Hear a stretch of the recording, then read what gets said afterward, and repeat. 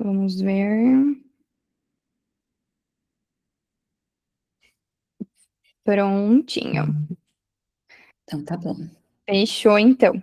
Então, sejam muito bem-vindos. Vou passar a palavra para a Cássia, que é nutricionista aqui do Espaço Nós.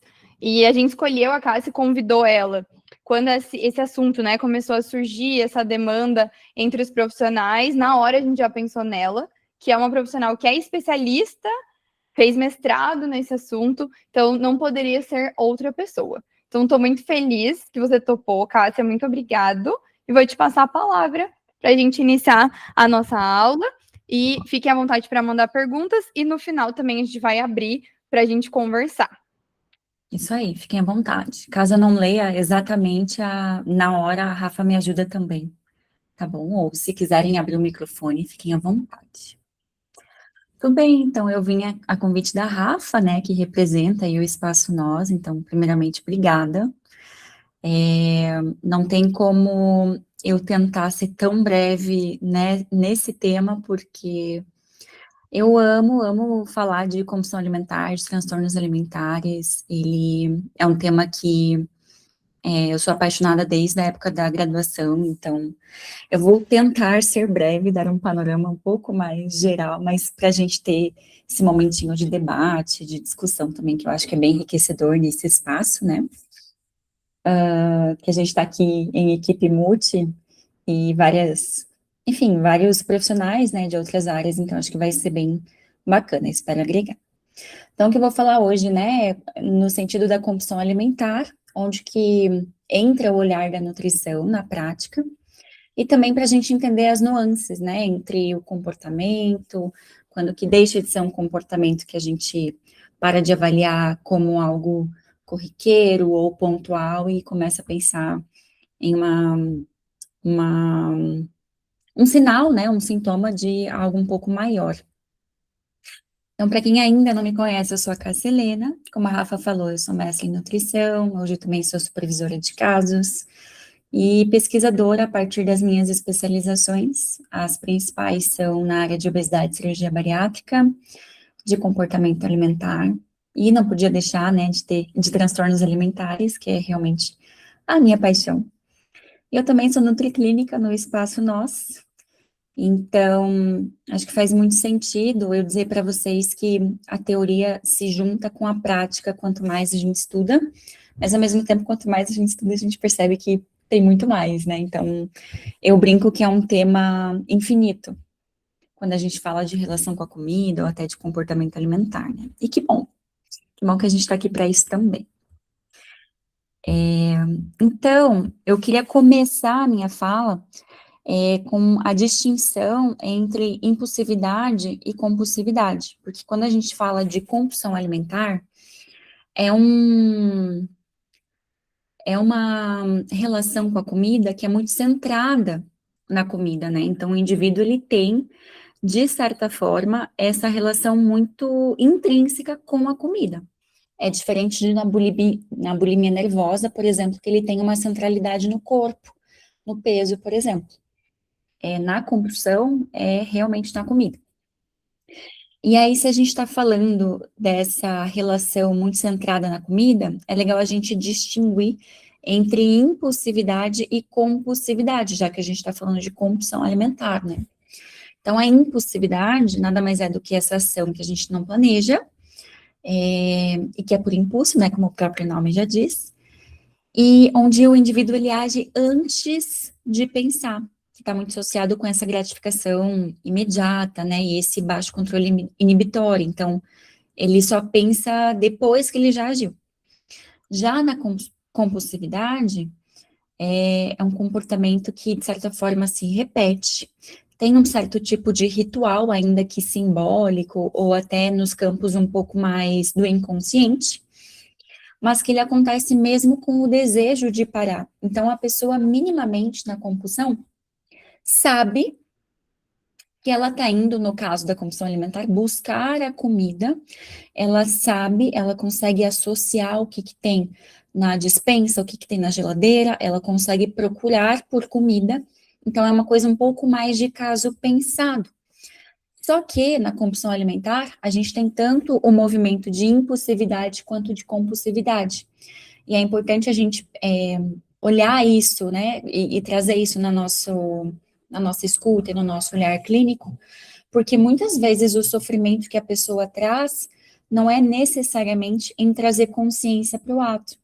É porque mesmo que ele pense, muitas vezes ele vai acabar indo atrás da comida ainda assim. Porque quando a gente olha, né, aqui um pouquinho mais o fator da impulsividade, ela é uma resposta rápida, automática e está muito ligada a gatilhos emocionais, às vezes até do ambiente. Quando a gente pensa na compulsividade, a gente pensa em momentos de sofrimento já antes do ato, porque a pessoa meio que sabe que ela vai ter o ato. Então, isso também gera angústia. E essa angústia parece que ela só é diminuída, cessada, ainda que provisoriamente, depois que a pessoa tem o episódio, no caso, né, da compulsão alimentar, mas poderia ser outro tipo de compulsão. E isso geralmente gera algum tipo de prejuízo. Às vezes é culpa, às vezes é vergonha, às vezes é um asco de si mesmo, dependendo do que a pessoa comeu. Eu gosto de pensar bastante na compulsão por compras, por exemplo. Primeiro a pessoa compra, mas ela vai lá, enche o carrinho, ela passa o códigozinho lá do cartão e ela compra. Isso é um movimento de compulsão. Depois que a fatura chega, que ela fica, putz, né, eu nem precisava ter comprado tudo isso, mas isso também é uma resposta que ela não consegue resistir, né? Então, mesmo que ele tenha essa percepção que ele não deveria, ele não consegue resistir, ok? Dito isso, quando a gente pensa nessa relação da compulsão alimentar, a gente está falando de um mecanismo de dependência entre o alimento e o alívio que a pessoa quer tentar sanar, né, com o alimento. Então, eu penso nesses três mecanismos principais. O primeiro é a resposta dopaminérgica e a resposta de recompensa cerebral mesmo. Então, a gente já sabe que os alimentos ultraprocessados ativam esses picos dopaminérgicos. Tem uma série de cascatas de reações com o sistema hipotálamo, hipófise adrenal, que também cabe uma aula à parte só desse conceito, né? Mas o que a gente precisa entender em termos um pouco mais práticos e, por que não simples, é que o cérebro aprende a buscar esse alimento para alívio dessa emoção negativa, não necessariamente para se nutrir. Então, o que acontece? A pessoa, eu gosto de brincar que na compulsão alimentar é como se a pessoa sentisse um vazio muito grande. Ela não sabe de onde vem esse vazio, mas de certa forma esse vazio gera angústia. Esse espaço, esse vazio, essa falta, é algo que ela não consegue lidar. Então, ela tenta ao máximo preencher, preencher, preencher, preencher. No caso da compulsão alimentar, é com comida. Então, eu até brinco com os pacientes de, às vezes, tentar localizar esse vazio, porque, em termos um pouco mais simbólicos da nutrição, o estômago é uma cavidade vazia. Então, faz sentido ele associar o vazio com o estômago e tentar preencher ela com comida. Mas, de novo, essa associação nem sempre é muito racional, às vezes vai bem para o nível do inconsciente. Então, às vezes, o vazio não está no estômago, mas a pessoa detecta um vazio e fala comida. Meio que ali no sentido do impulso e da compulsão, né? Como a gente abordou agora há pouco. Então, quando eu pergunto para o paciente se ele consegue nomear ou localizar esse vazio, nem sempre vai estar aqui na região do estômago. Às vezes vai estar na região do peito, e às vezes eles apontam, ai, tá aqui. Ou aqui meio que na boca do estômago, meio que, né, nessa questão quase visceral mesmo, que é onde estão os nossos órgãos. Às vezes ele aponta, né, para a cabeça, então a gente sabe que tem uma falta ali que ele detecta um pouco mais no nível dos pensamentos. Então é muito rico, e eu gosto de fazer muito isso com meus pacientes, recomendo vocês, de trazer para essa parte lúdica, para essa parte um pouquinho mais simbólica, mas também mais visual, porque eu acho que é muito rico durante a consulta.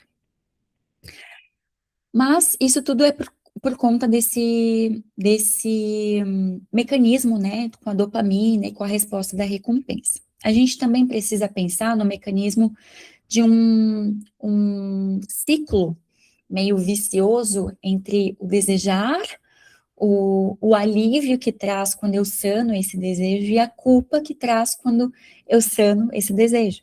Então, eu desejo, no caso, o alimento, né, intensamente, mas ele não me satisfaz plenamente, justamente porque o vazio não é no estômago. Então, se o vazio não é no estômago, a comida não é a solução, percebe? E às vezes falar isso para o paciente já ajuda ele a trazer um pouquinho mais de consciência para esse momento, principalmente no ato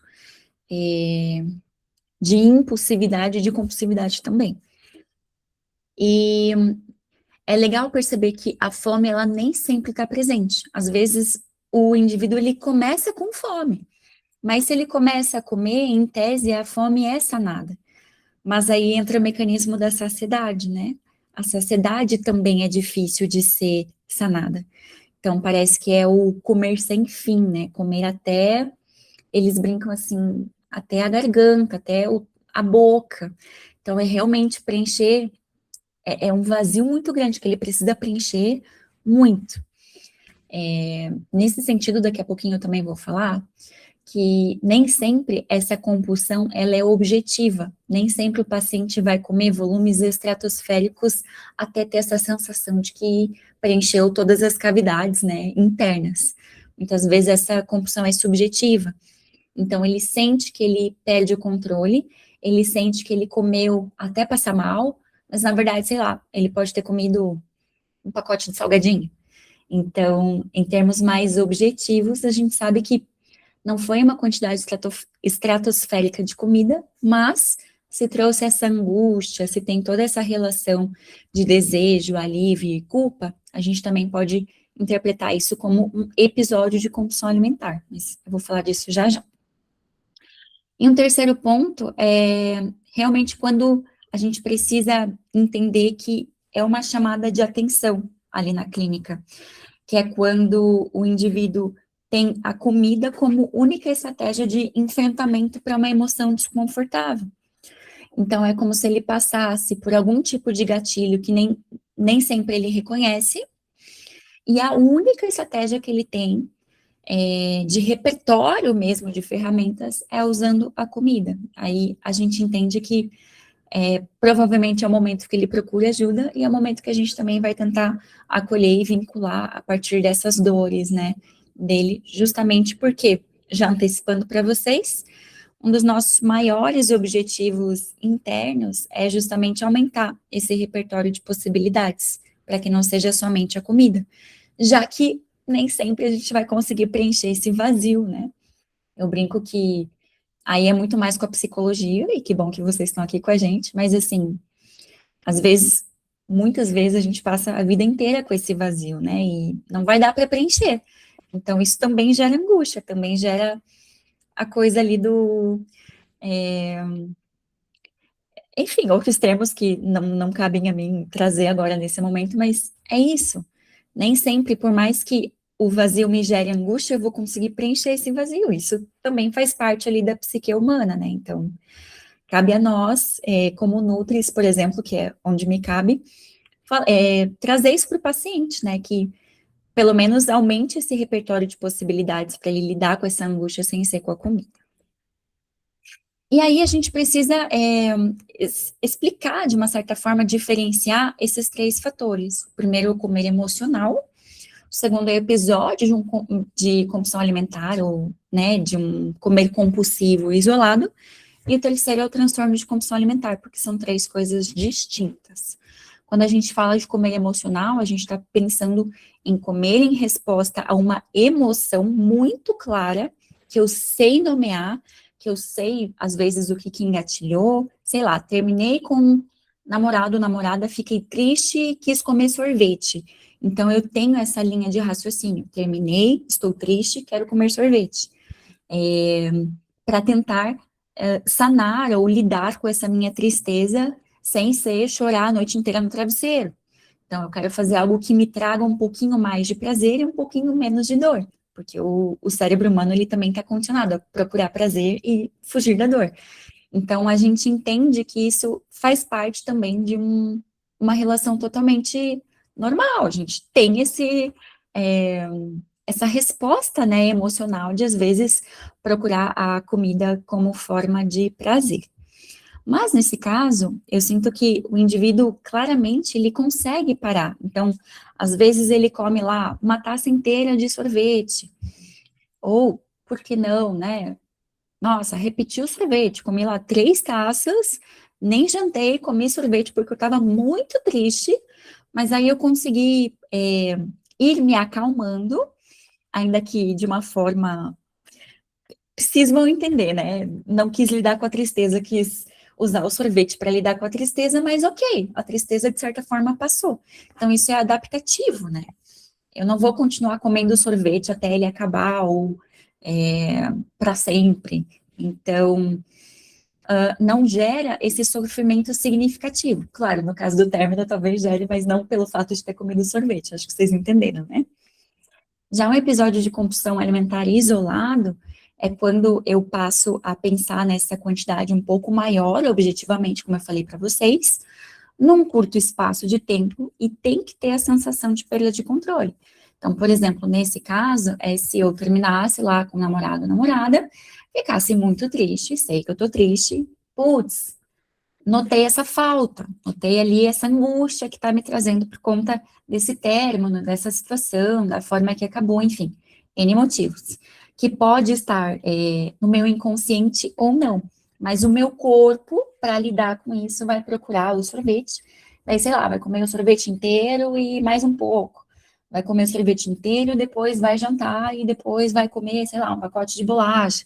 Então, ele pode ser aquela quantidade estratosférica que eu falei, ou ele pode ser subjetivo, mas com a sensação de perda de controle. Por exemplo, comi lá um pote de sorvete que, meu Deus, pisquei e acabou. Então, os pacientes, eles falam isso. A impressão que dá neles é que eles entram num estado de transe. Esse estado de transe, ele está muito condicionado a essa sensação de perda de controle. Então, é sempre legal quando o paciente fala assim, ai, nossa, tive uma compulsão ontem. Eu digo isso porque é um tema bem corriqueiro, tá? Acho que tá em voga, assim, tá em alta nas redes sociais, então, às vezes eles falam, ai, nossa, tive uma compulsão.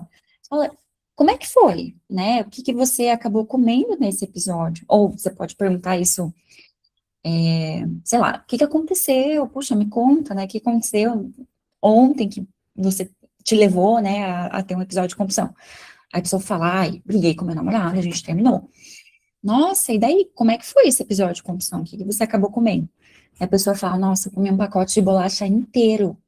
E assim, eu ia comer só 3, aí eu pisquei, e quando eu vi, eu tinha comido o pacote inteiro. Então, tudo bem, teve a sensação de perda de controle, porque ela piscou, digamos assim. Nossa, pisquei e o pacote acabou. Para onde que foi o pacote?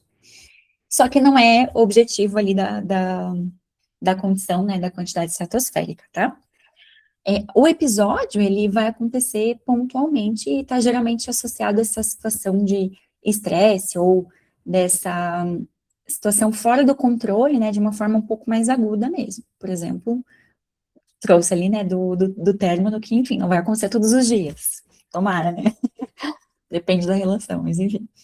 Já o transtorno de compulsão alimentar, a gente está falando do transtorno um pouco mais formalizado ali pelo diagnóstico psiquiátrico dos transtornos alimentares. Então, ele precisa ter critérios para ser entendido dessa forma, como um transtorno alimentar. Os critérios são episódios recorrentes, então eles têm que acontecer pelo menos uma vez por semana por 3 meses. Tem que ter esse sofrimento clínico significativo da pessoa entender que ela teve uma perda, um prejuízo, muito além da vergonha ou da culpa. Então, o nível de sofrimento é muito maior. O episódio de compulsão alimentar é, nossa, exagerei, putz, perdi o controle, nossa, até me senti mal, mas querendo ou não é esporádico. Quando a gente fala no transtorno alimentar, ele é uma coisa um pouco mais recorrente, né? Isso vai causando mais vergonha, mais culpa, mais angústia, mais sofrimento para essa pessoa. Então, a gente entende que tem um sofrimento maior. E é importante a gente definir que no transtorno de compulsão alimentar não tem comportamento compensatório inadequado. Então, a pessoa come, come, come, às vezes ali até a boca, do estômago, ali até preencher, e ela não faz nada com isso. Então, ela não tenta compensar com atividade física, não tenta compensar com jejum, não tenta compensar com absolutamente nada. Ela só segue a vida e fala, não, essa foi a última vez, até não sei, até a próxima, até o próximo episódio de compulsão aparecer. Então, nesses casos em que realmente é mais grave, tem maior prejuízo, sofrimento significativo, aí a gente pensa tanto na avaliação quanto esse manejo mais especializado. Então, pensando nesse diagnóstico um pouco mais formal, o DSM-5, anteriores também, né, mas o 5 é o último que saiu, ele traz que precisa necessariamente ter uma ingestão, ali num período determinado, ele dá uma média ali de 2 horas, de uma quantidade de alimento significativamente maior, é aquilo que eu falei do estratosférico, do que a maioria das pessoas consumiria. Esse é um diagnóstico importante, porque, por exemplo, às vezes a pessoa está lá no consultório de nutrição, ela fala, nossa, ontem eu saí, fui no rodízio de pizza, tive uma compulsão. Aí é até legal a gente debater isso com o paciente. Tá, mas e as outras pessoas na mesa, né? O que elas comeram? A mesma coisa. Então, como não é significativamente maior do que a maioria das pessoas consumiria naquele contexto, naquela mesmíssima situação, é uma coisa que a gente pode indagar também de, nossa, fulano, então, que bom, né, que não é tão grave quanto eu achei que era, parece que foi só um episódio, né, de exagero, porque, enfim, rodízio, né, eu também exagero, enfim, difícil me controlar, adoro o sabor tal, tal, tal. Então, não para invalidar, mas talvez para não patologizar sem necessidade, né? Que é isso. Rede social, todo mundo hoje tem compulsão, né? Então é legal a gente ter um pouquinho de tato também para falar sobre isso com o paciente. E ele tem que ter essa falta de controle, essa sensação de perda de controle sobre o que ou quanto se comeu durante o episódio. Além desses dois, tem que ter pelo menos 3 desses outros aqui. Então, ele tem que comer muito mais rápido que o normal, ou até se sentir desconfortavelmente cheio, assim, passar mal mesmo. Comer grande quantidade sem estar com fome. Então, lembra, às vezes o episódio começa com fome, mas em algum momento a fome vai ser sanada, vai ser saciada. E ele continua comendo, mesmo que ele perceba, nossa, já tô ficando cheio, continua comendo, porque é a compulsão, né, e não a impulsão. A impulsão é o que leva para o ato, a compulsão é que faz ele continuar ali naquele ato, mesmo que não faça sentido nenhum. E às vezes, os pacientes relatam isso, às vezes eles falam, nossa, no meio eu tava assim, o que eu tô fazendo? E continuam comendo, então é muito mais forte do que eles.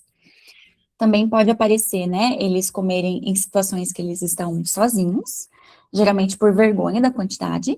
Então, é comum um paciente comer no quarto, quando a família ali ou as pessoas que moram juntos saem, ela fica sozinha na casa, na residência, no carro, antes de chegar em casa, né? Às vezes até, putz, saiu da fila do mercado, já tá comendo para já se livrar das provas. Acho que tem essa coisa também.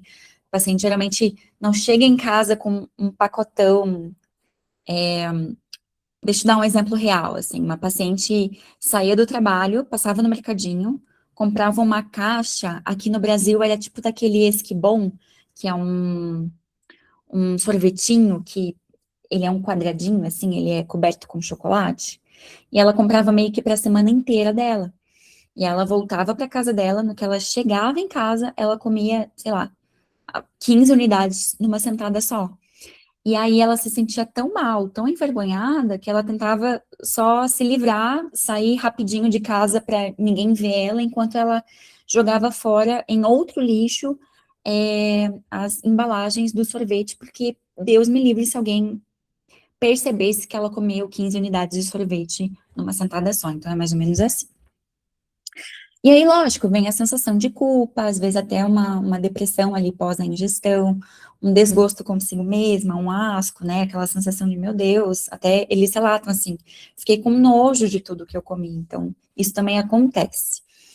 E aí, pensando no nível de gravidade, ele pode ser leve, moderado, grave ou até extremo, aí o que vai definir isso é o número de episódios por semana. Lembrando que ele precisa ter uma duração mínima, né, de pelo menos um episódio por semana durante 3 meses, e não pode ter comportamento compensatório inadequado, assim como acontece na bulimia. E aí, pensando um pouquinho nessas consequências fisiológicas, se eu tô falando de um comer que acontece de uma forma não tão esporádica, e é de um consumo estratosférico, e que esse consumo estratosférico começa a ser um pouco mais frequente, isso também traz consequências fisiológicas no nosso corpo, né? Não é todo o corpo que resiste esse tempo todo, por isso também a importância da pessoa cada vez mais cedo, mais rápido ir atrás da equipe, né, do tratamento para um bom prognóstico também, porque senão, se a gente entende que podem ter quadros agudos ou crônicos, então quanto mais crônico, mais difícil tratar também essas consequências. Então, passando um pouquinho, né, pelas metabólicas, que eu acho que é o que muito interessa, não só as nutris, né, mas todas nós aqui.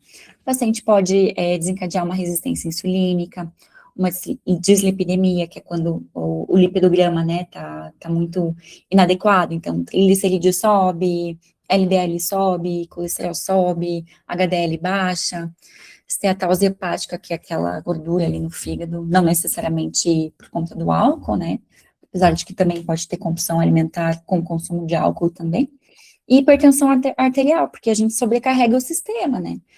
Então, acho que são as principais consequências metabólicas, mas tem diversas outras. Pensando nas gastrointestinais, que são os sinais e sintomas que o paciente vai relatar. Muito comum aparecer distensão abdominal, até dor mesmo, então, comi até a boca do estômago doer, assim, achei que eu ia explodir, que eu ia passar muito mal, que eu ia ter que fazer lavagem no hospital, né? São coisas que às vezes eles falam. Às vezes também a constipação intestinal, muito por decorrência da motilidade intestinal ficar um pouco mais prejudicada. Mas também pode acontecer diarreia, porque, enfim, a resposta ali, né, do esvaziamento gástrico, às vezes aumenta, às vezes diminui justamente para processar esse tanto de comida que a pessoa consumiu. Pensando nas consequências neuroendócrinas, a gente está pensando principalmente, né, nas dificuldades ali por conta da hiperatividade desse sistema, né, do eixo hipotálamo, hipófise adrenal, em alterações do sono. Então, por exemplo, se o episódio de compulsão alimentar acontece à noite, a pessoa vai estar lá com o sistema parasimpático louquíssimo, né? Então, às vezes ela tem insônia, não consegue dormir, ou se dorme tem pirose, tem azia, má digestão, enfim. Já vi casos de alteração no ciclo menstrual também, apesar de serem mais comuns quando o paciente tá com outro tipo de problema, né, de transtorno alimentar, que seria a anorexia nervosa, mas pode ter alteração sim, por conta ali da atividade hormonal, principalmente. E pensando nas consequências psicológicas, é justamente a pessoa ter que lidar com essa culpa, com essa vergonha. Muitos pacientes acabam relatando, né, esse isolamento social, reforçando essa autoimagem negativa, porque apesar dele não estar, o transtorno, né, ou essa condição da compulsão alimentar, ela não está relacionada ao corpo e sim à comida, isso também afeta, né, a pessoa, às vezes, acaba ganhando mais peso, ela pode ir para um quadro de sobrepeso até de obesidade, dependendo da frequência e da intensidade ali que esses episódios acontecem. E já tem estudos que relatam uma média ali de um ganho de uns 20 quilos quando a pessoa desenvolve um transtorno de compulsão alimentar. Então, nem sempre a pessoa vai conseguir lidar, né, com esse aumento de peso tão expressivo assim. Então, muito provavelmente, e é bem comum que aconteça esse reforço da autoimagem negativa. Ou até isso, né, do asco de si, de, nossa, eu sou nojenta, o que eu comi foi degradante, então, e tudo isso reforça essa condição psicológica também, que, portanto, é uma consequência, né? E aí, o que a gente geralmente observa na consulta, passando um pouquinho aqui de novo para a nutrição, que é o filtro que eu trago para vocês, né?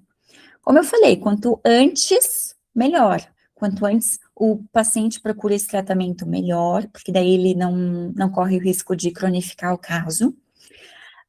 Quanto antes ele procura equipe especializada, melhor.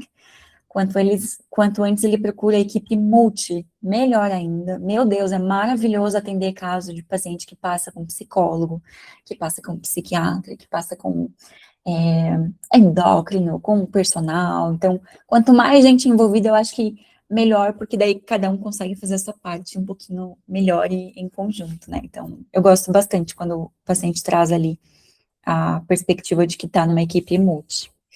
Mas, pensando agora um pouquinho na fatia da nutrição, por assim dizer, a gente observa quando ele relata que come mesmo sem fome. Então, é bem comum, ai, vivo beliscando, como fora de hora, às vezes comi, uma hora depois estou comendo de novo. Então, a gente vai identificando isso, né? Dificuldade de identificar a saciedade, tem vários fatores, formas que a gente consegue fazer ali na nossa condução na clínica para perceber, né, se ele tem essa dificuldade de identificar a saciedade, se ele tem pensamentos frequentes sobre comida, então a gente precisa lembrar de novo, né, dessa centralidade na comida. Então, às vezes ele relata, nossa, eu almoço pensando na janta, eu almoço pensando na sobremesinha e no cafezinho que eu vou tomar depois. Então, é sutil, mas aparece. Ou desse ciclo perpetuado, né, da restrição seguida de exagero. Eu não me debrucei tanto sobre essa parte em específico, porque não é necessariamente um comportamento compensatório inadequado, como a gente vê nos casos de perfil bulímico, mas às vezes ele fala, e é normal ele relatar isso. Sabe aquela coisa as nutris vão entender, do já que é assim, já que eu vou comer esse pacote de bolacha, então vou me acabar de comer hoje, porque amanhã acabou, não tem, amanhã eu recomeço. Então eles têm muito essa coisa da despedida, de achar que vai ser a última vez, e eles até conseguem se convencer de, não vai ser a última vez, acabou essa história. Em casos menos graves, mas que são comuns na clínica, é meio que assim, amanhã eu retomo a dieta, o plano alimentar, segunda eu recomeço, então essas nuances também aparecem. Pensando no comportamento alimentar, tem aquilo, né? Ele come sozinho, come escondido. Quando meu marido saiu, eu fui lá e pedi uma pizza. Eu tenho uma paciente que sempre que o marido viajava a trabalho, ela pedia a tal da pizza. E ela pedia a pizza grandona para ela e tudo mais. E aí a gente não precisou ir muito longe para, né, investigando ali para detectar que o marido julgava quando ela comia e falava, olha, desse jeito, né, o que vai ser?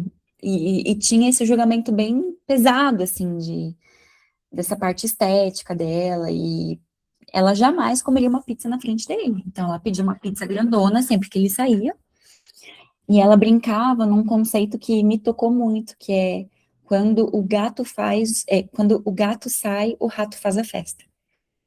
Então, até dessa parte, não sei para vocês, assim, mas me bate muito como, não só animalesca, mas grotesca também. Ela é o rato, né? O rato que ficou na toca escondido, esperando o gato sair para daí ela fazer a festa. Então, me marcou muito, né, essa fala. E eu acho que é legal da gente compreender também que as nuances nem sempre são o paciente falando, estou comendo escondido. Às vezes ele vai falar, minha mãe saiu, daí eu aproveitei e comi tal coisa. Então, tá sempre na nuance. Eu gosto bastante de frisar isso, não só com meus alunos, mas entre colegas também, né? Que tá na nuance.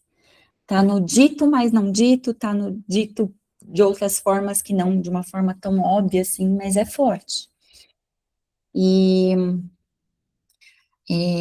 enfim, muitos casos a gente pode discutir daqui a pouco também, senão eu vou ficar só falando casos para vocês e quero tentar ser um pouco mais objetiva para a gente discutir depois, tá?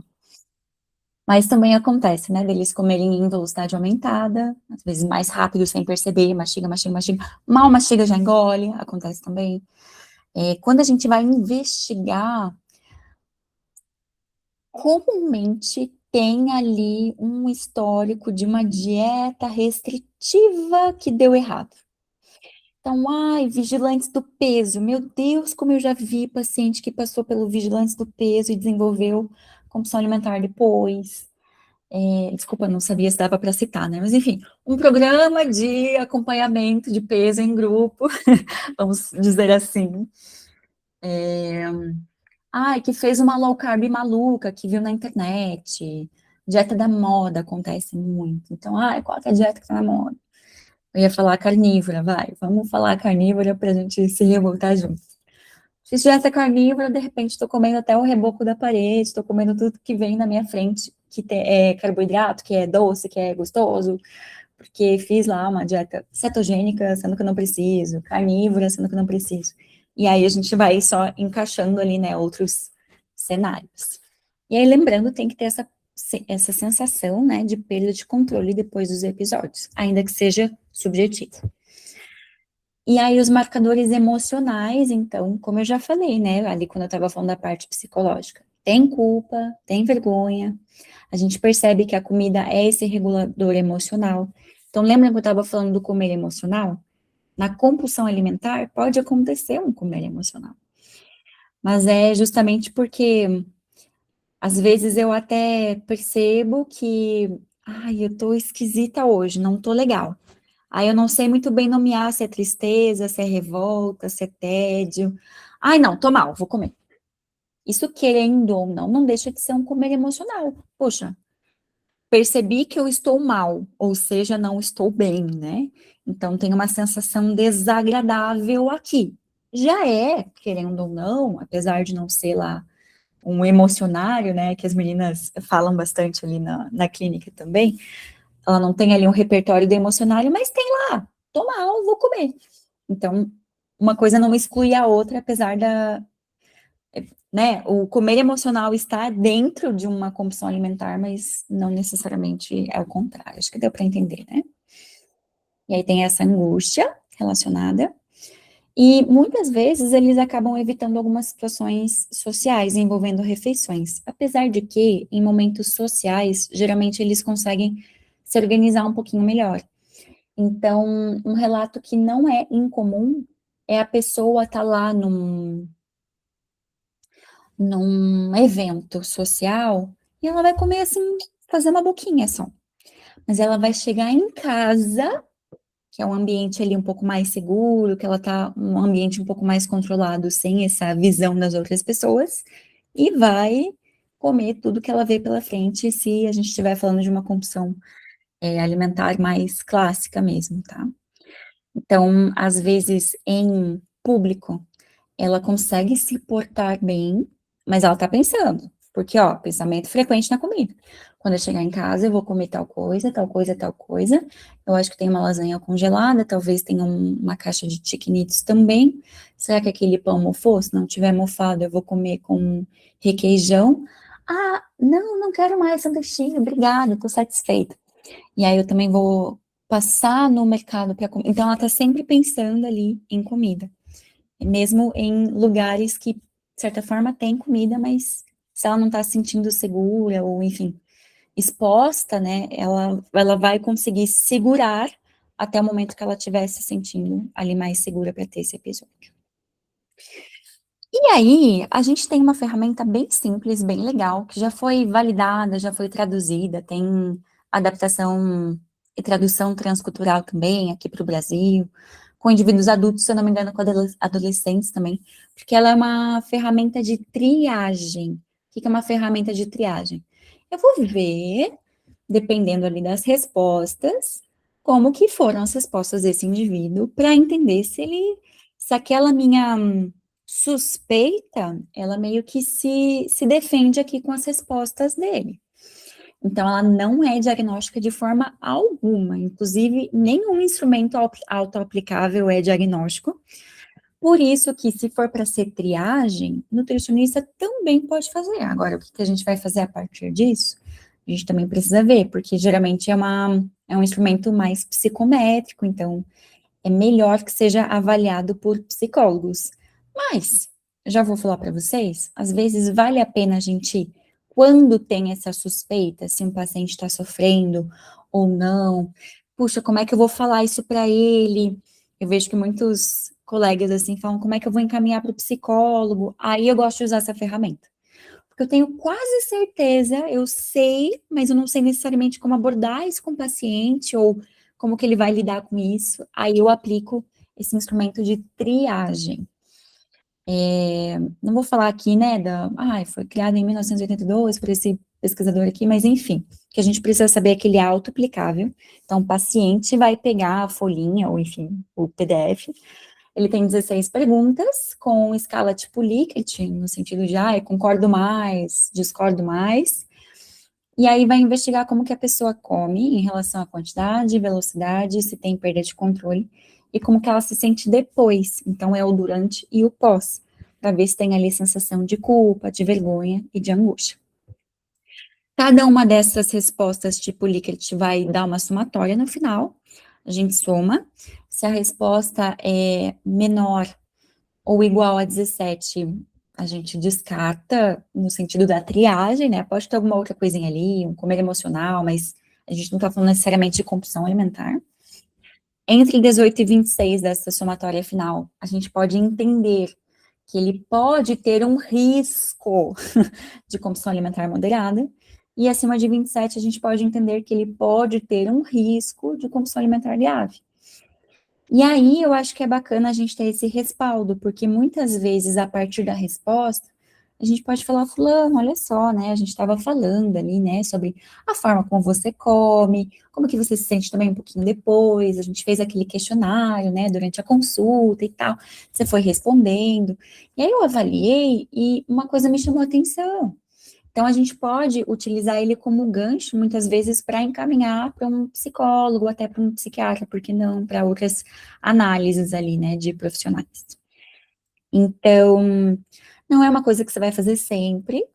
Também não indico necessariamente na anamnese inicial, né, pelo menos não para as nutris, mas, puxa, já vi ali que ele tem alguma suspeita, isso aqui não tá batendo muito bem, o plano alimentar ele não segue direito, esse recordatório 24 horas tá estranho, eu tentei fazer um QFA, ele não lembra de nada do que ele come, tô achando suspeito ali, quando ele fala que, sei lá, tá comendo sozinho no quarto à noite, assistindo série, não sei.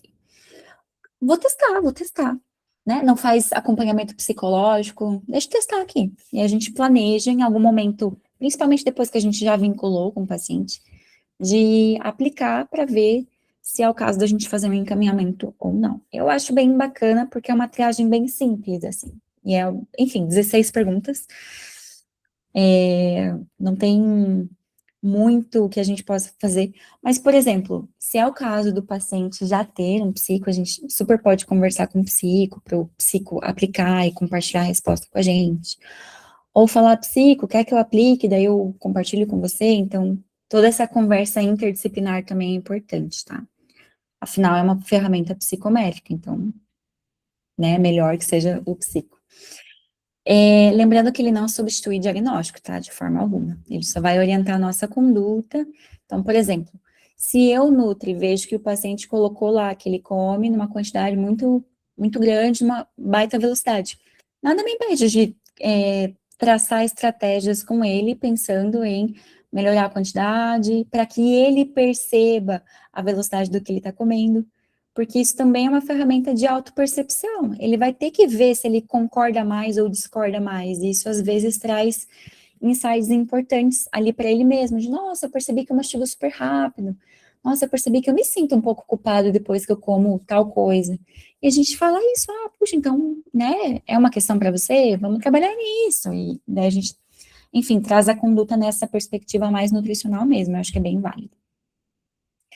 E aí é isso. Eu gosto de. Não que eu utilize sempre, tá? Eu acho que eu utilizei até hoje, e eu tenho uns bons anos ali de formada, em 2 ou 3 pacientes.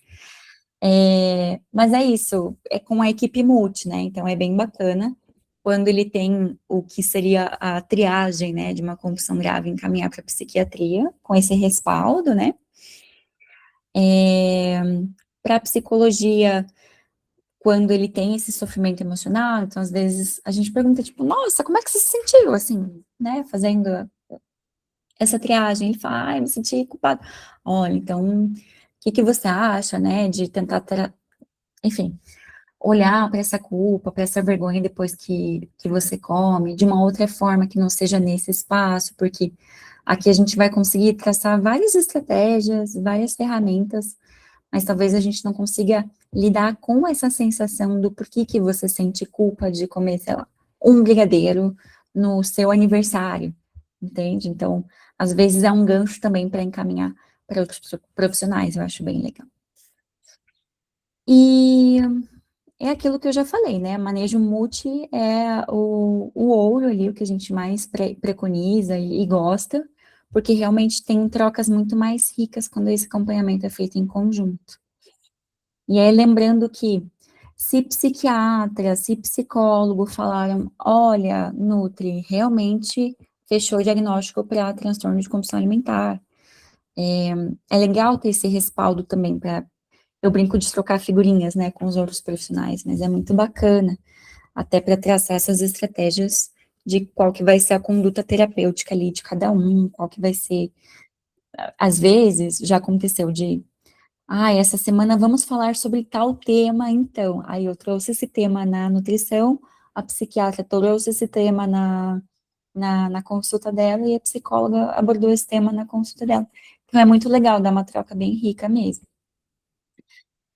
Mas o que eu ia dizer é, quanto mais grave, então quanto mais se assemelha ou fecha mesmo para um transtorno alimentar, aí melhor ser uma equipe mais especializada. Então, eu falo isso para os nutris porque às vezes ali de gaiata, ou até com essa coisa muito do modismo, né, de, eu tenho compulsão porque eu não consegui comer 3 unidades de bolacha e comi meio pacote ou um pacote inteiro. Muitas vezes a gente vai se deparar com isso. E é uma questão também muito social, né, nesse sentido de um prazer muito imediato, a gente é muito imediatista, então tá tudo bem. Pode acontecer a gente pegar pacientes que, sem querer, ali vão ter uma má relação com a comida, e é legal a gente entender que tem muita coisa que a gente pode fazer, mas tem um certo ponto que se ultrapassa, aí realmente o melhor seria indicar para um nutri especializado também em transtorno alimentar. Mas que, enfim, essa demanda é cada vez mais comum e a gente pode ir mediando ali no sentido da educação alimentar e nutricional, principalmente. Acho que dá para fazer trabalhos bem legais com o paciente nesse sentido as psicos chamam de psicoeducação, né, mas na nutrição, acho que a gente chama um pouquinho mais de educação alimentar e nutricional, então dá para fazer um trabalho excelente também nessa questão um pouco mais teórica, assim, de troca mesmo com o paciente.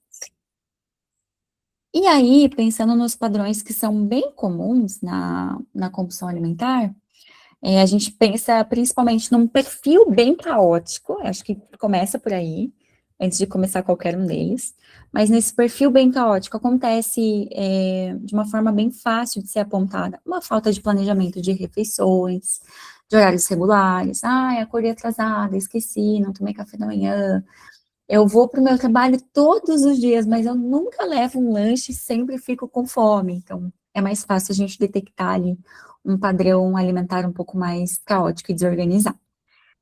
Muito comum, né? Tanto a omissão de refeição, no sentido dele pular refeições por falta de planejamento, como também, às vezes, no recordatório 24 horas, ele não relata tudo. Então, não, porque, nossa, comi um brownie maravilhoso e tal. Daí você vai fazer o recordatório 24 horas, o tal do brownie não aparece. Ou vai aparecer em outro momento, aí você fica, mas o brownie foi ontem? Ou, no meu caso, eu trabalho com muitos pacientes com um recordatório, registro de fotos do que ele comeu, pensando ali no diário alimentar. Aí, às vezes, eu falo assim, né, o que você comeu ontem? E daí eu sei que eu tenho ali o registro em fotos, daí, porventura, não apareceu o brownie e tudo mais. Eles falam, eu sei que você registrou, né, mas só pra gente lembrar aqui em conjunto, que apareceu ontem, faz o recordatório, aí você sabe que tem um brownie ali, aí você tenta, né, meio que, e ontem foi um dia que você sentiu vontade de comer doce? Disso que você me relatou, teve algum momento que você comeu doce? Se você quiser olhar ali os registros do que você me mandou, caso você não lembre Pode olhar. E às vezes eles esquecem, não é nem que eles estão escondendo isso de você, mas é que eles de fato esquecem. Então, quanto mais próximo ali de um episódio de compulsão alimentar, mais eles esquecem do que comeram mesmo. Acontece bastante. Então, por exemplo, aquele paciente que fala, eu comi 8 unidades de bolacha recheada, é aquele que está lembrando muito bem ainda. Então, até isso vai norteando a gente de, talvez tenha sido um comer emocional, não tenha sido um episódio de compulsão alimentar. Então, é nessa nuance também que a gente vai encontrando ali nosso espaço. Monotonia alimentar, no sentido de que os alimentos aparecem bem repetidos, muito provavelmente, quando eles têm esse episódio de descontrole, tá ligado a um julgamento ali moral até, ou um perfil mais dicotômico do que é certo ou errado, do que pode e o que não pode. Então, não sei se vocês já ouviram essa questão de, o paciente nunca vai ter compulsão com brócolis. Às vezes tem.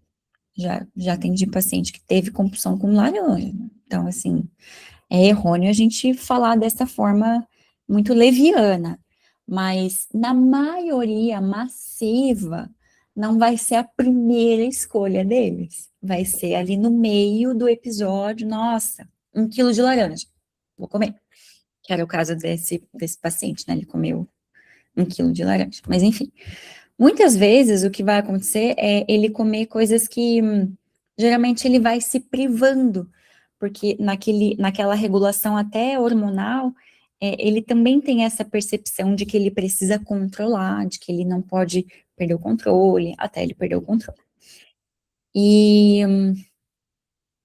então é bem comum, né, aparecerem ali os alimentos ultraprocessados, que são mais hiperpalatáveis, principalmente, até por aquele mecanismo lá cerebral que eu falei para vocês de recompensa, né? Então, pizza, lanche, doce, chocolate, então esses é o que sempre vai aparecer ali de imediato, quando ele tem esse episódio. Então, difícil o paciente, não que não apareça, tá? Como eu falei para vocês. Às vezes o paciente começa comendo uma saladinha, aí vai pro bolo. Aí, não, mas eu tenho que comer a carne porque proteína é importante. Aí, proteína. Aí, não, mas vou comer mais bolo. E assim vai se tornando um perfil alimentar bem caótico e desorganizado também. Não é incomum ele cozinhar ou até ir pro mercado com fome.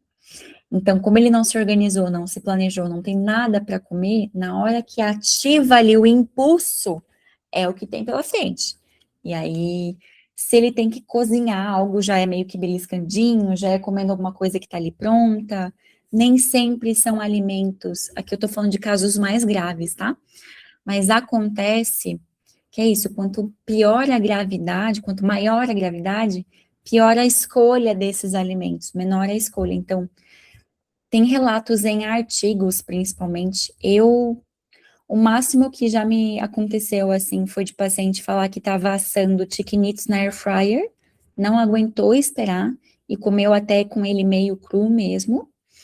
E isso do pão que eu falei, do pão estar meio mofado, já aconteceu também.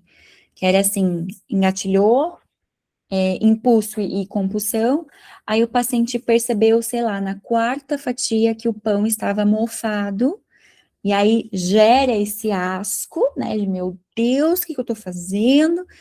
E aí a vergonha era, e aí eu tirei ali a partezinha que estava um pouquinho mofada e comi o restante do pão. Então, isso gera, né, principalmente depois que essa parte emocional tá menos engatilhada e a parte emocional tá um pouco mais, racional tá um pouco mais ativada de, meu Deus, o que foi que eu fiz?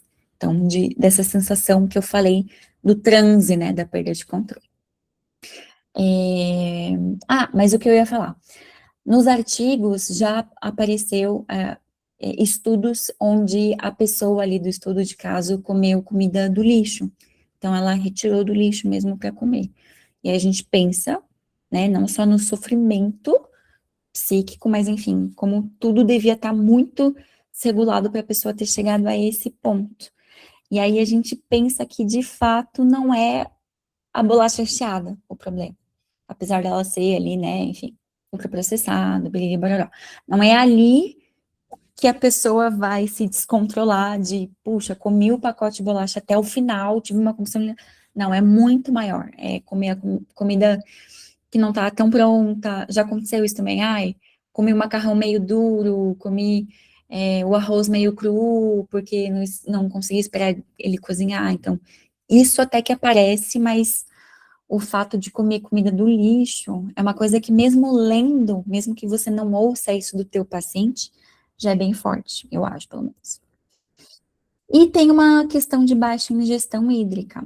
Não sei se vocês já ouviram essa coisa de, tá com vontade de comer? Toma um copo d'água.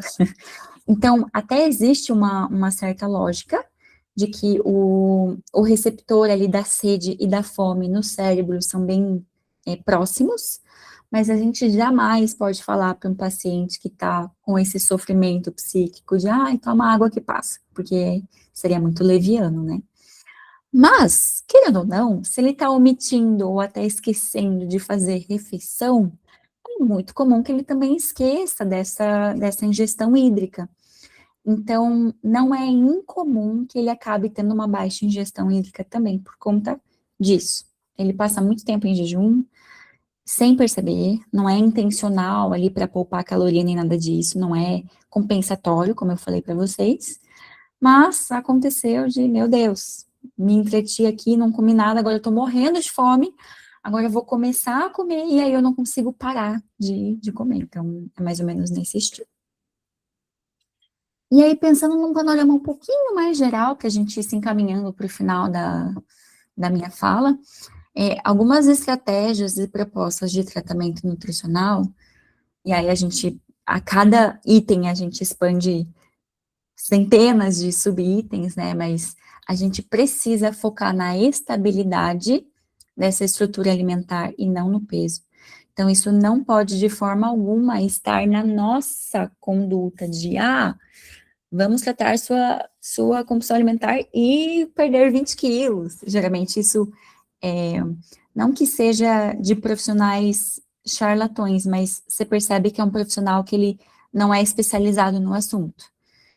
Até porque peso não é comportamento, e a gente quer melhorar o comportamento do alimentar, né, que ele tem em relação à compulsão. Então, o foco não é o peso, é a estabilidade desses gatilhos, desses impulsos, dessa quantidade expressiva, desse sofrimento, dessa angústia, dessa vergonha, dessa culpa, e não necessariamente emagrecer 20 quilos. Então, eu gosto de brincar, não só, né, com os colegas, mas com o paciente mesmo, que o peso, ela vai ser uma consequência do que a gente fizer a partir do momento que a gente olhar para a relação dele com a comida, e não o contrário. Então, o peso é consequência, não é o foco principal. Eu sempre bato na tecla de uma abordagem não punitiva, não necessariamente não prescritiva, isso é um pouco mais teórico, né? Mas, por exemplo, a gente pode falar para ele, durante o teu dia, então a gente vai comer 3 frutas.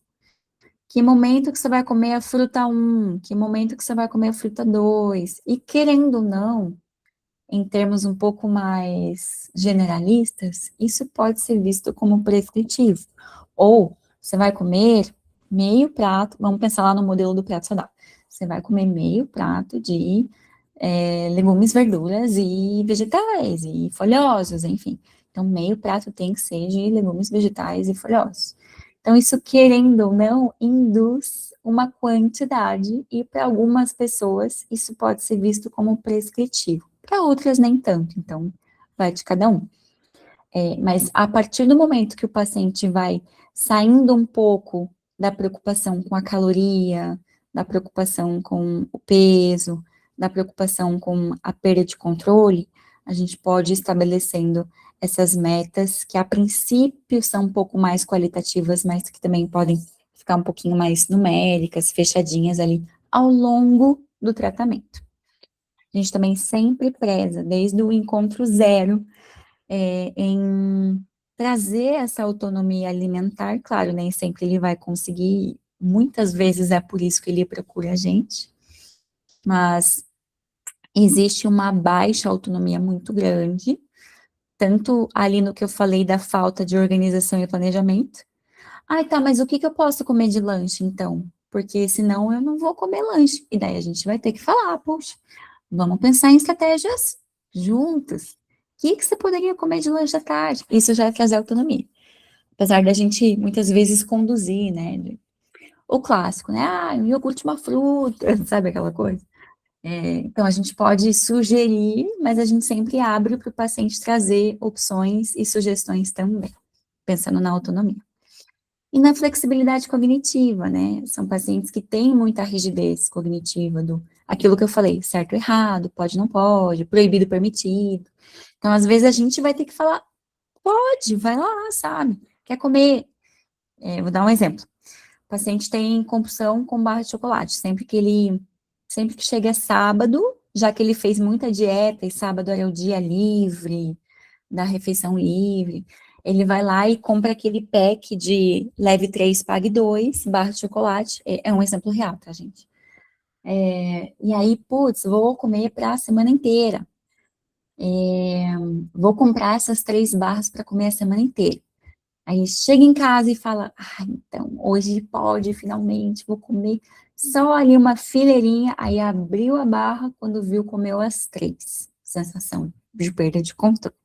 Nada impede da gente trazendo ali essa flexibilidade, falar, então, fulano, se a gente tentar comprar um bombonzinho por dia, um quadradinho daquele solto da loja de chocolate por dia, depois do seu almoço, no trabalho, o que você acharia disso? Às vezes eu falo, chocolate todo dia? Não! E ele não percebe que as 3 barras que ele comeu nunca vão chegar a ser um quadradinho por dia, né? Por mais que ele coma, sei lá, 2, 4 quadradinhos por dia, às vezes, dependendo do quadradinho, não chega a quantidade, né, de 3 barras. Então, é legal a gente ir desmistificando isso. Puxa, um quadradinho tem quantos gramas? 5 gramas.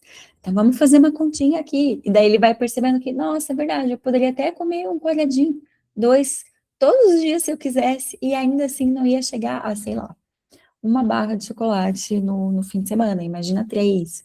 Então, é legal a gente ir trabalhando essa flexibilidade de formas que, às vezes, para a gente é óbvio e para ele não. E daí a gente parte do pressuposto de que o óbvio precisa ser dito.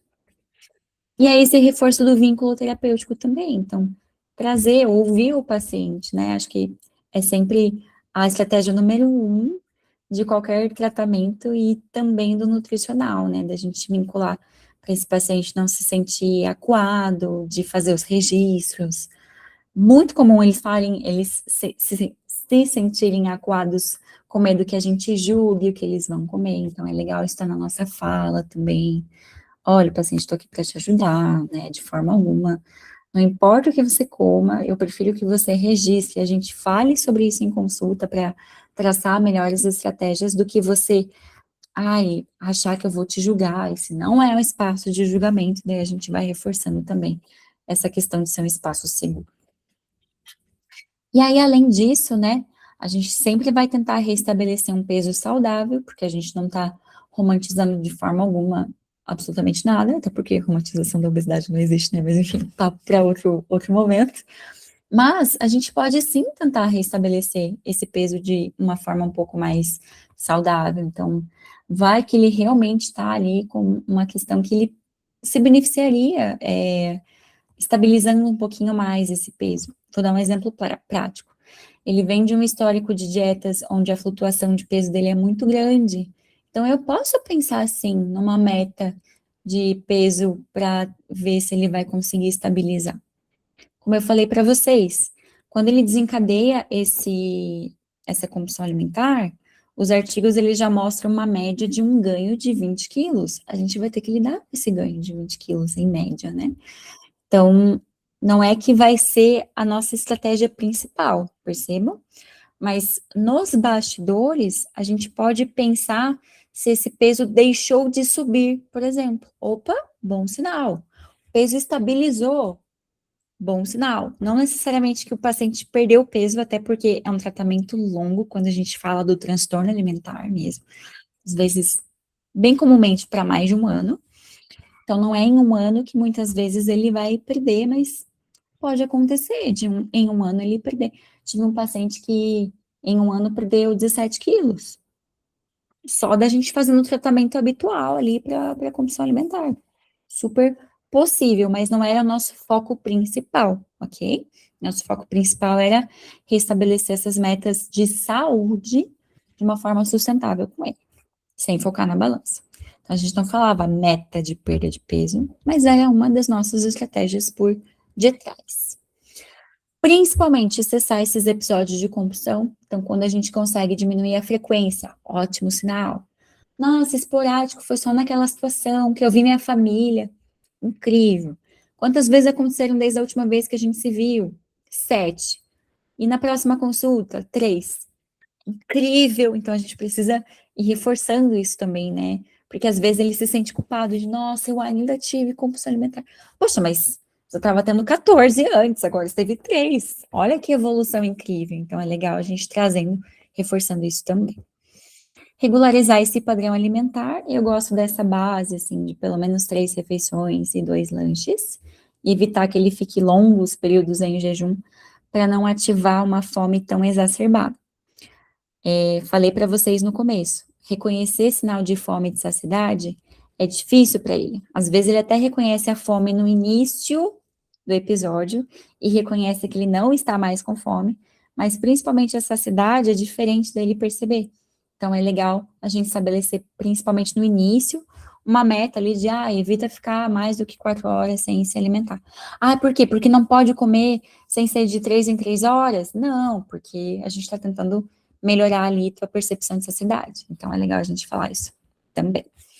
E ali na nossa educação alimentar e nutricional, a gente vai tentar desfazer essas crenças e mitos que ele carrega, né? Tipo o clássico, carboidrato é ruim, carboidrato engorda, biriri bororó, coisas que acontecem ali de uma forma bem corriqueira para nós nutris, nesse sentido das crenças e dos mitos alimentares.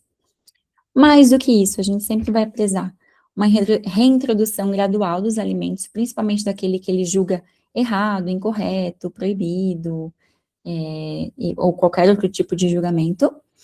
Reconhecer esses sinais internos, principalmente de saciedade, que é o que ele mais tem dificuldade para reconhecer. A gente sempre vai trazer a nossa fala, no nosso olhar, uma neutralidade alimentar, então a gente nunca vai trazer, né, esse julgamento, não importa a coisa pior que ele tenha dito, sei lá, chiquinitos cru.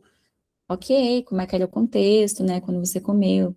Entendi, então, você chegou de fato a botar no air fryer. Bacana, né? Será que na próxima vez, enquanto a gente espera ali ele assar mais uns 5 minutinhos, a gente conseguiria fazer algo longe da cozinha, ou, enfim, traçar estratégias nesse sentido.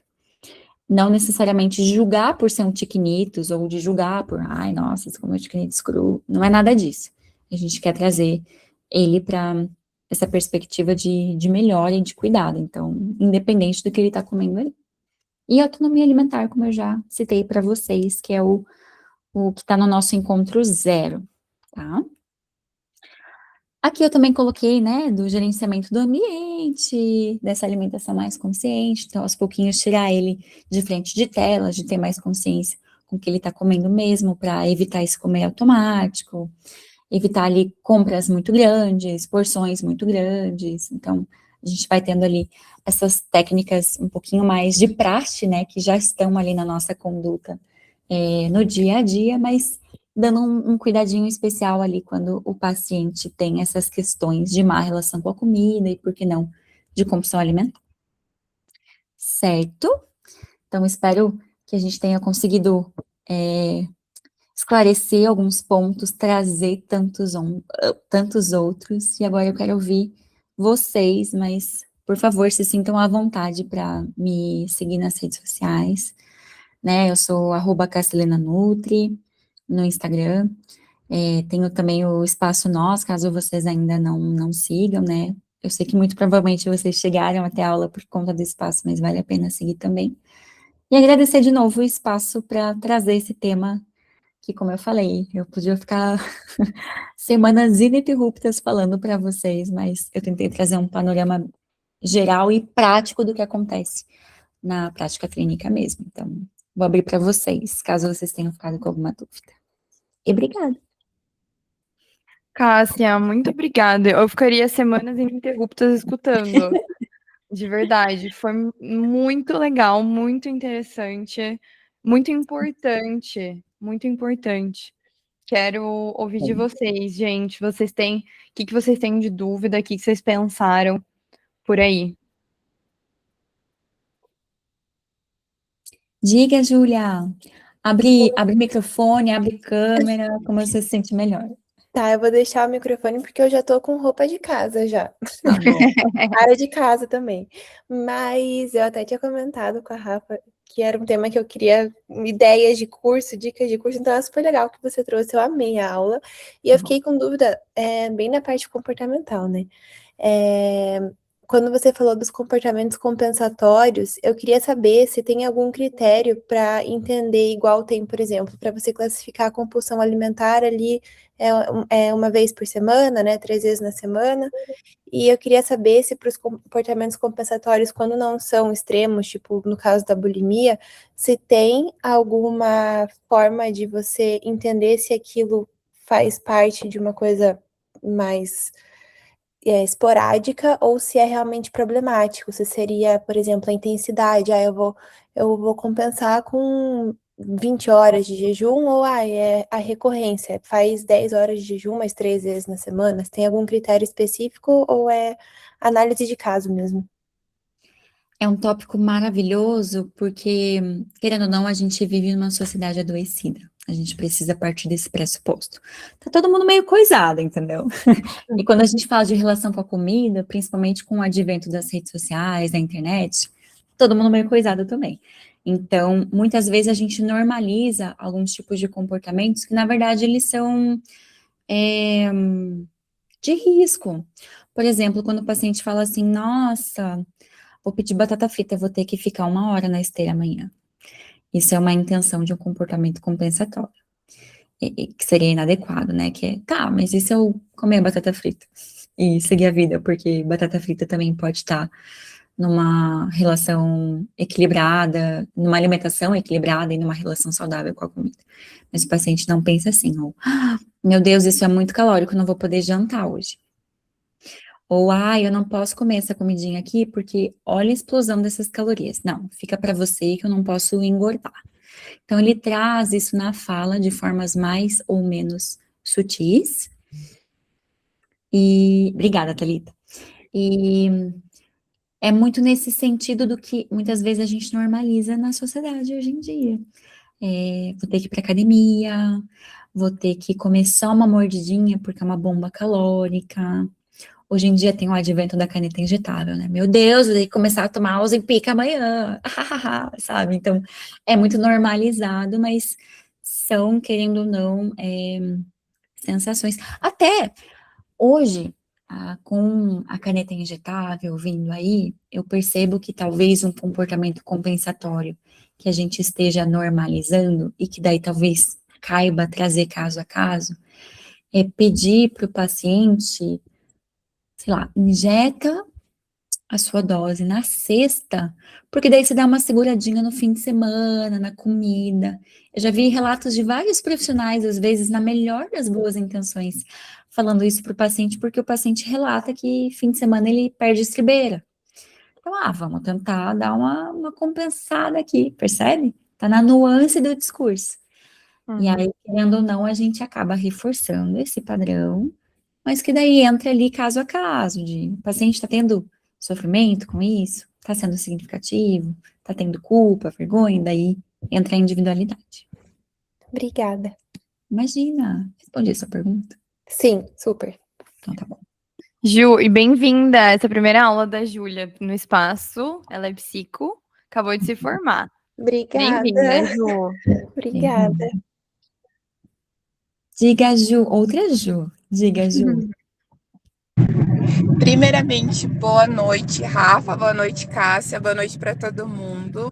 E eu também sou psi, me formei recente E que aula sensacional! Eu também ficaria semanas aqui ouvindo. Vamos, tô brincando. Foi simplesmente incrível. Eu consegui entender várias perspectivas, porque eu sou recém-formada, né? Me formei no final do ano passado, então eu iniciei minha prática clínica agora. E já tem aparecido demandas relacionadas ao tema de compulsão. E a sua aula veio num momento que eu estava assim me sentindo agoniada com algumas questões e você me esclareceu muita coisa. A importância da equipe multidisciplinar e principalmente agora a parte compensatória ali, sabe? Porque a gente vê muito, tanto relato dos pacientes, relato de outros profissionais, que às vezes na maior das boas intenções, mas também são muitos gatilhos. Então, assim, foi uma aula incrível, eu queria muito pontuar isso.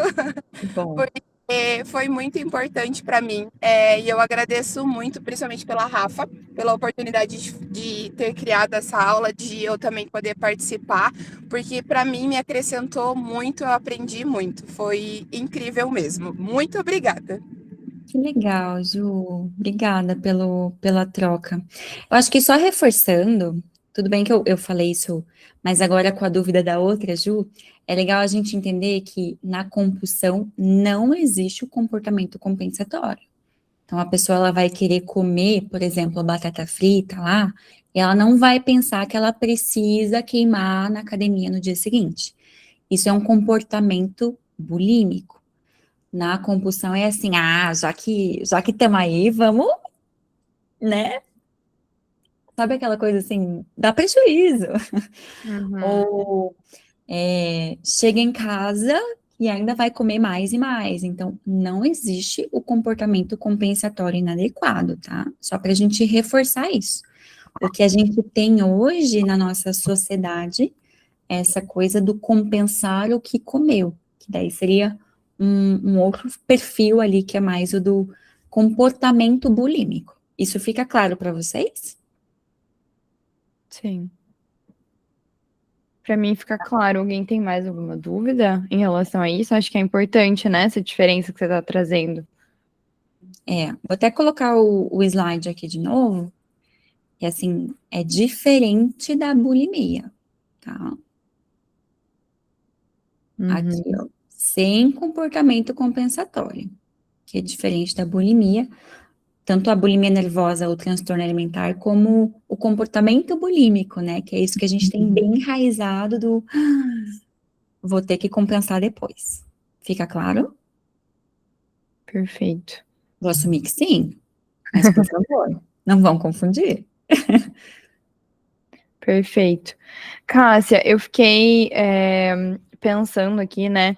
E enquanto psico, na hora que você começou a falar sobre o vazio, a Yasmin falou que se arrepiou na hora que você falou dos ratos, que o gato sai, os ratos fazem a festa, assim, e eu me arrepiei quando você falou dessa questão do vazio, né, no começo. Como psicólogo adora pensar no vazio, é isso que a gente faz, né, na verdade, no nosso trabalho. É fazer o paciente entender mais sobre esse vazio e saber viver com ele. Todos temos o nosso, né? E aí eu fiquei pensando também no dia a dia ali no espaço, que uma coisa me chamou muita atenção, que eu já te falei isso, mas para compartilhar com os outros profissionais, que algo que você quis lá no espaço foi atender os seus pacientes numa sala que tinha poltrona. Uhum. E isso pode não parecer grande coisa para a gente que é psicólogo, mas eu convivo com muitas nutris. Eu sei que as nutris, eu nunca tinha tido esse critério, vamos dizer assim, de outra nutri. E aí isso me fez pensar mesmo assim, você trouxe, eu sei, esses manejos mais específicos, né, que esse acompanhamento nutricional tem, que, por exemplo, não é pensando no peso e tudo isso. Mas existem condutas, assim, formatos de atendimento, coisas específicas que você faz com esses pacientes que você não faria num acompanhamento nutricional comum, como, por exemplo, isso de, pô, é do meu estilo atender ali na poltrona, ou não vai usar a balança, enfim, coisas assim, do dia a dia, sabe? Tá, legal. Eu acho que nesse sentido é para trazer essa percepção de acolhimento, de ser um espaço de acolhimento.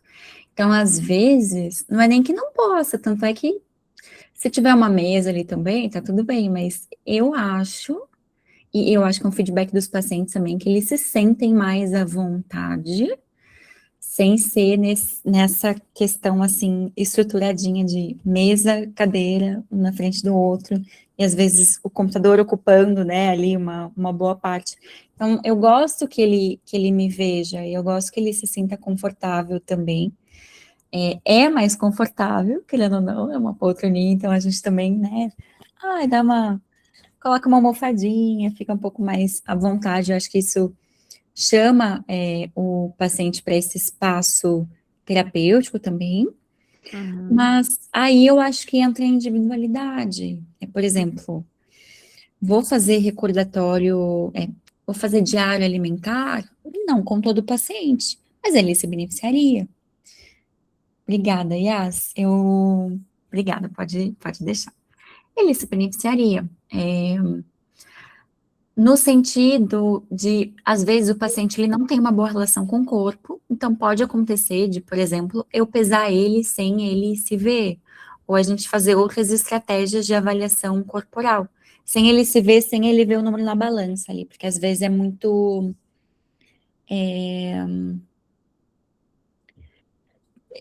Pensei numa outra palavra que não me veio só na minha mente, mas não na ponta da língua. Aversivo.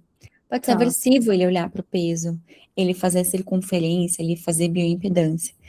Então, eu coloco isso como critério opcional para esses pacientes que têm esse sofrimento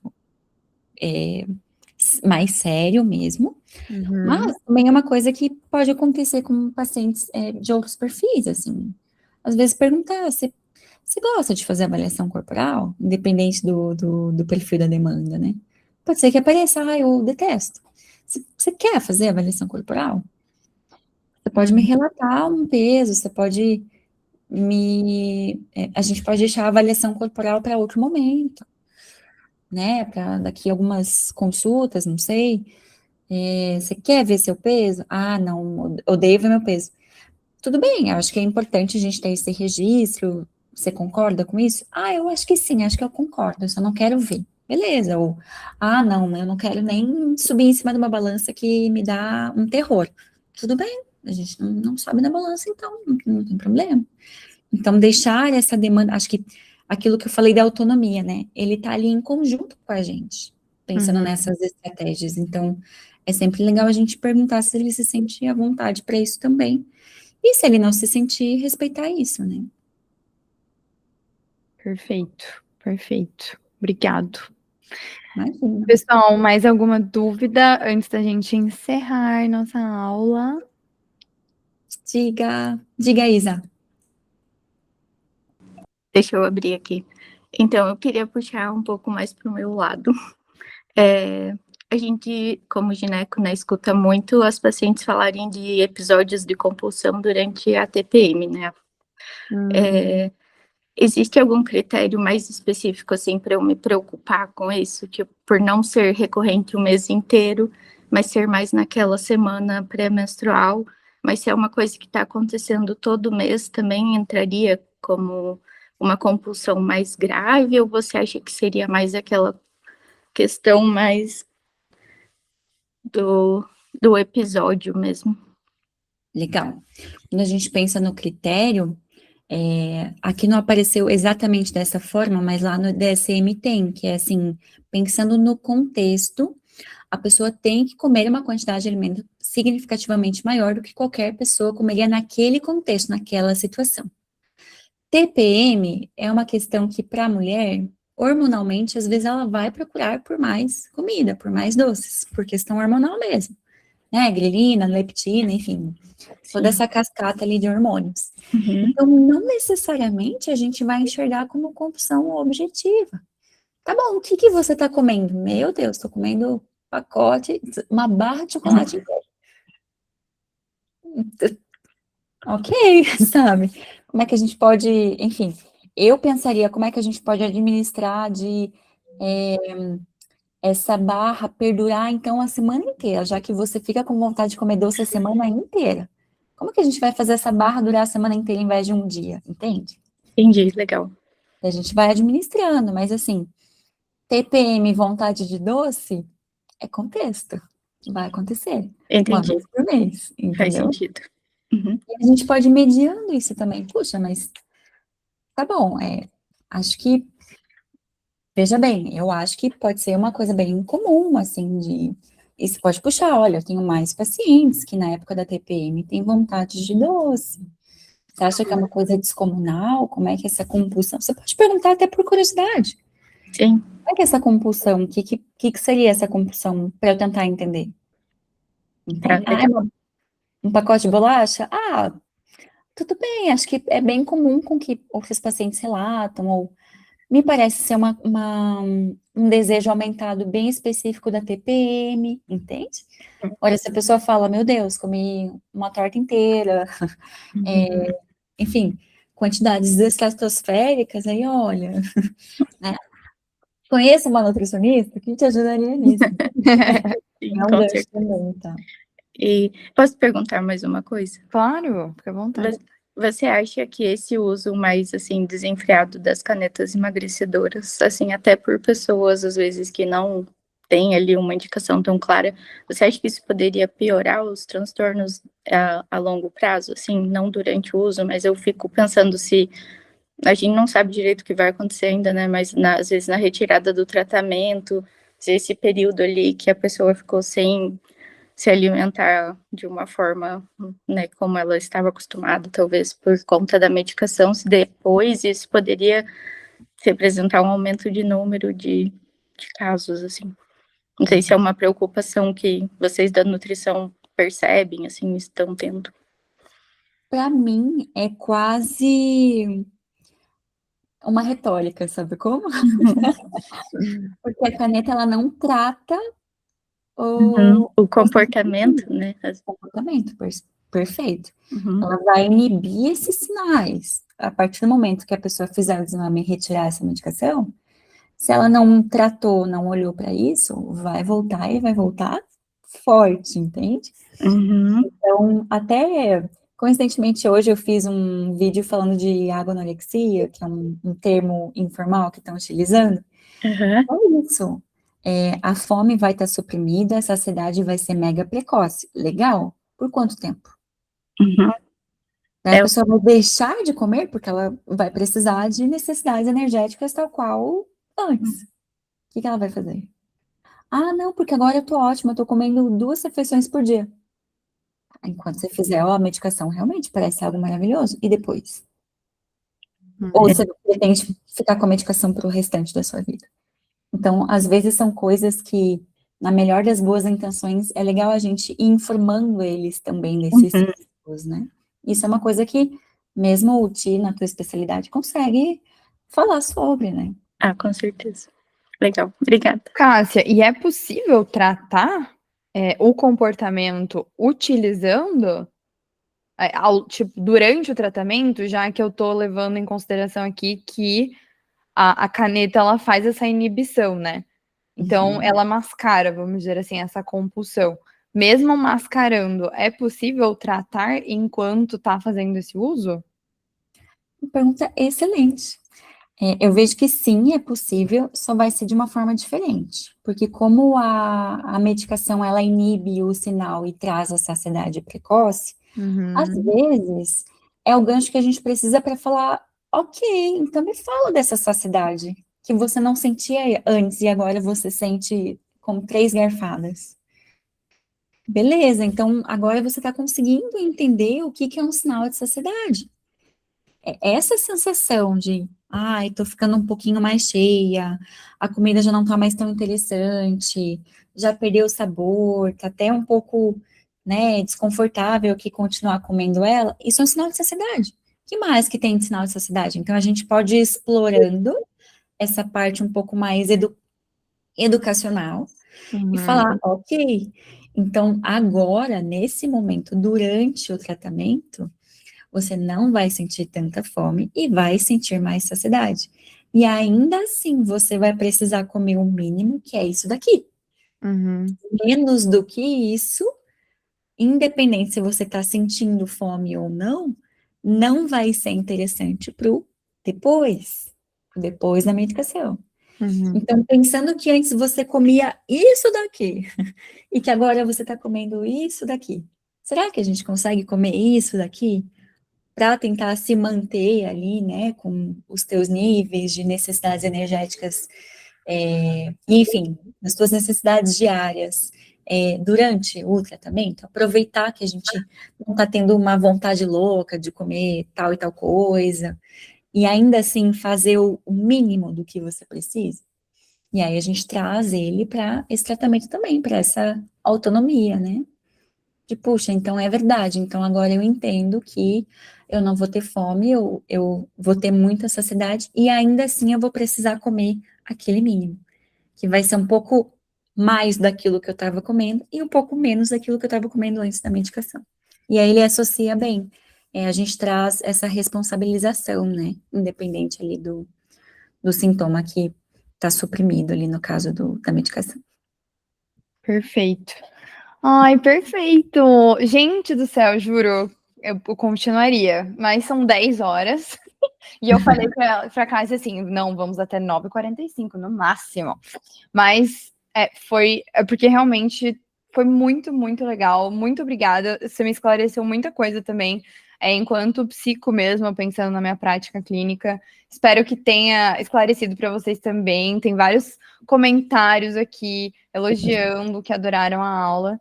Então, muito obrigado, Cássia. Muito obrigado aos nossos profissionais da nossa equipe, aos profissionais que foram convidados, estão aqui com a gente. Continuem contando com a gente. Agora, no final do mês, a gente tem mais uma aula que vai ser um caso clínico super legal, que vai ter essa visão da nossa médica, da nossa nutri também, da psicologia. Então, a gente vai adorar receber vocês aqui de novo. Sigam a gente no Instagram para continuar nos acompanhando. A gente vai adorar também continuar acompanhando vocês por aí. E acompanhe a Cássia também, que é essa profissional incrível que atende aqui com a gente. Muito obrigada, gente. Uma boa noite, um bom descanso e até a próxima. Beijão. Um beijo, até a próxima. Beijo. Boa noite, um beijo. Boa noite. E obrigada, meninas, pelos feedbacks aí. Até a próxima.